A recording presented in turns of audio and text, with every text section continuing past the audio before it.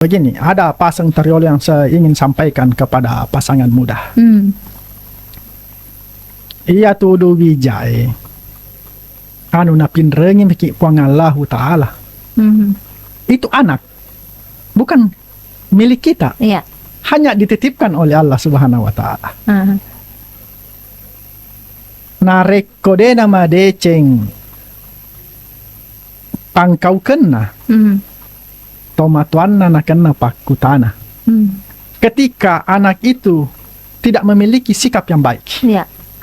maka yakin dan percaya orang tuanya yang akan mempertanggungjawabkan. Nah, kalau kita memahami itu, tentulah kita tidak akan menyanyiakan titipan itu. Memanjakan anak, banyak orang mengatakan desa dingule ya Iya. Pak masih nyawaku. Iya. Memanjakan bukan salah satu pola pendidikan yang tepat. Mendidik anak dengan tegas, bukan keras, tetapi tegas, disiplin adalah salah satu wujud rasa sayang.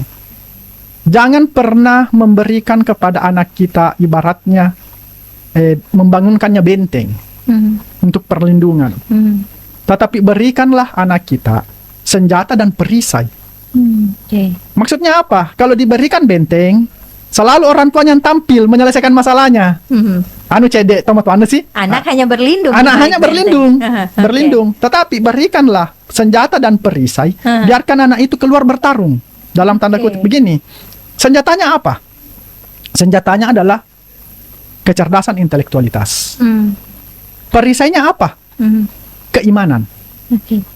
Nah, ketika anak itu memiliki itu, biarkan dia bertarung di luar.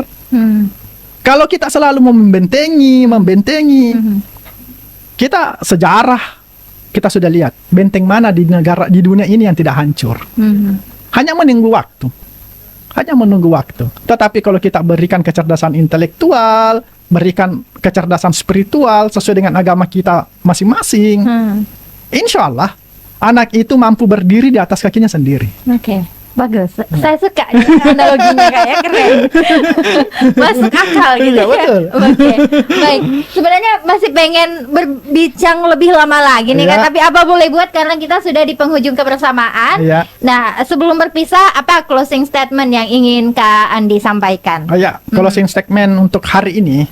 Saya hanya ingin menyampaikan ajak tapet tupak denuang. Nasabak toma petupak denuangnya itu dena pun nabi todo ripuang Allah Ta'ala.